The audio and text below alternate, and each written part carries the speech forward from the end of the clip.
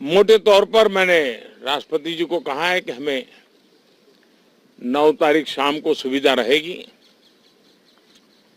अब बाकी डिटेल तो राष्ट्रपति भवन वर्कआउट करेगा।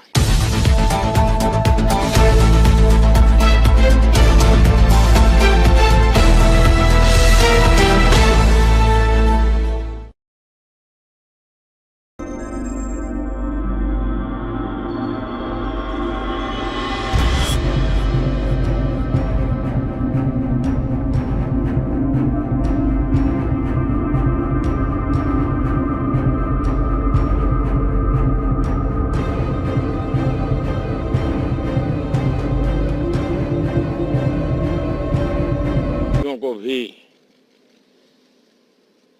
बहुत परिश्रम करना पड़ता है, रात दिन दौड़ना पड़ता है, अलग अलग लोकेशन को कवर करना पड़ता है। तो आप लोगों ने भी बहुत कष्ट उठाया है। मैं आशा करता हूं कि मीडिया जगत के सभी साथियों का स्वास्थ्य अच्छा रहा होगा और पिछले एक आध सप्ताह का जो विराम मिला है उसके कारण भी अब आप फ्रेश होकर के फिर से मैदान में आए होंगे। तो 18वीं लोकसभा, और वैसे भी हमारे यहाँ व्यक्ति के जीवन में 18वीं इसका बड़ा महत्व होता है। एक नए कालखंड में प्रवेश करता है टीनेज समाप्त करके। ये 18वीं लोकसभा एक प्रकार से नई ऊर्जा, युवा ऊर्जा और कुछ कर गुजरने के इरादे वाली ये लोकसभा है। और आजादी का अमृत महोत्सव के बाद का ये पहला चुनाव है। और एक प्रकार से वो 25 वर्ष हैं जो हमारे अमृतकाल के 25 वर्ष हैं, और जो 2047 देश जब आजादी की शताब्दी मनाता होगा, एक प्रकार से उन सपनों को साकार करने का एक बहुत महत्वपूर्ण पड़ाव ये 18वीं लोकसभा है। साथियों, एनडीए सरकार को तीसरी बार देश की सेवा करने का देशवासियों ने आदेश दिया है, अवसर दिया है। मैं देशवासियों का फिर से एक बार ये अवसर देने के लिए हृदय से आभार व्यक्त करता हूं।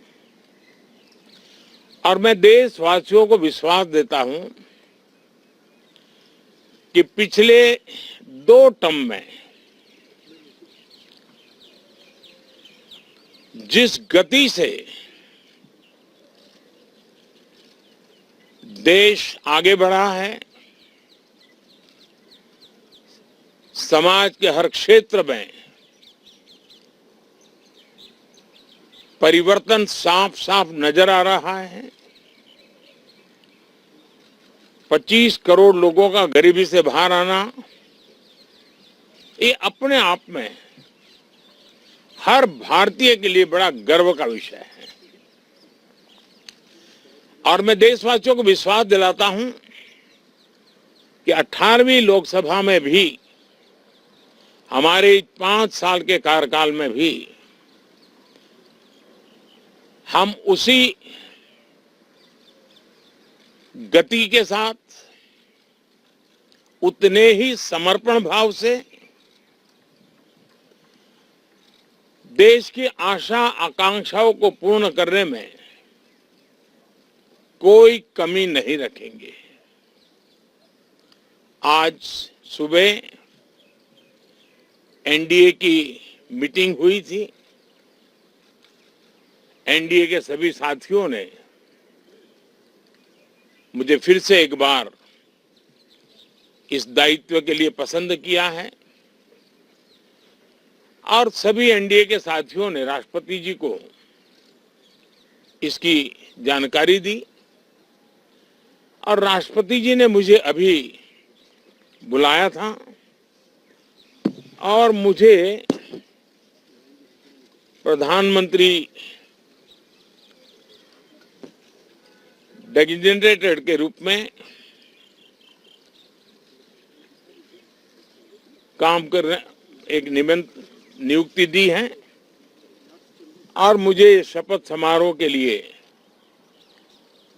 और मंत्रिपरिषद के सदस्यों के सूची के लिए उन्होंने सूचित किया है।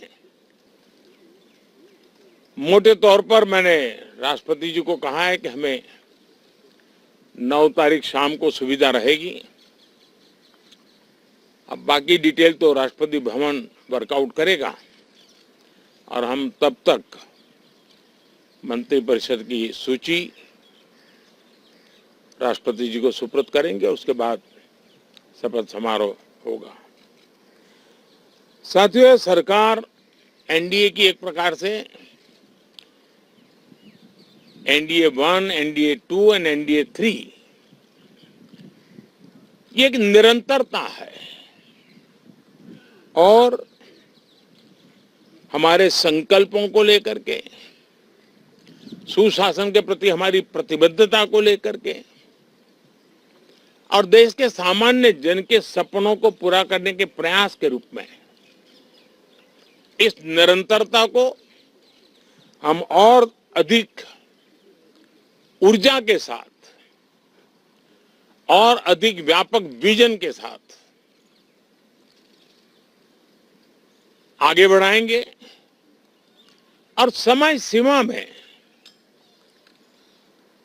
लक्ष्यों को प्राप्त करने का हमारा प्रयास रहेगा। 2014 में मैं बहुत नया था। मुझे अब एक लंबे समय तक इस कार्य का अनुभव मिला है, हमारी टीम को अनुभव मिला है और इसलिए हमारे लिए अब तुरंत ही काम को आगे बढ़ाना बहुत ही सरल रहने वाला है और इस अनुभव का लाभ भी देश की सेवा करने में मिलने वाला है। इन 10 साल के कार्यकाल के दरमियान भारत की वैश्विक जो छवि बनी है, दुनिया के लिए एक विश्व बंधु के रूप में भारत उभरा है, इसका मैक्सिमम एडवांटेज अब शुरू हो रहा है और मुझे पक्का विश्वास है ये 5 वर्ष वैश्विक परिवेश में भी भारत के लिए बहुत उपयोगी होने वाले हैं। दुनिया अनेक संकटों से गुजर रही है, अनेक तनावों से गुजर रही है, अनेक आपदाओं से गुजर रही है। ऐसी विकट परिस्थिति दुनिया ने बहुत लंबे अरसे के बाद देखी है। हर देश इन सारी समस्याओं के बीच अपने आप को बचाए रखना, बढ़ाते रहना, चुनौतियों का डगर डगर पे सामना कर रहा है। हम भारत वाले लोग, हम भारतवासी खुद नसीब हैं कि इतने बड़े संकटों के बावजूद भी हम आज विश्व की सबसे तेज गति से बढ़ने वाली इकोनॉमी के रूप में जाने गए हैं। ग्रोथ के विषय में भी दुनिया में हमारी वाहवाही हो रही है। अब एक स्टेबल गवर्नमेंट मिलने के कारण और परिचित व्यवस्था और नेतृत्व मिलने के कारण दुनिया का भारत के प्रति रुझान, भारत के प्रति उनका आना बहुत तेज गति से होने वाला है और मुझे विश्वास है कि देश के सभी राज्यों को इसका लाभ मिलेगा। देश की युवा पीढ़ी को सबसे ज्यादा लाभ मिलेगा। विकास के नए ऊंचाइयों को छूने में एक वैश्विक भागीदारी का वातावरण आने वाले 5 साल में बनने वाला है। तो इसी संकल्पों और आदर्शों के साथ हम आगे बढ़ेंगे।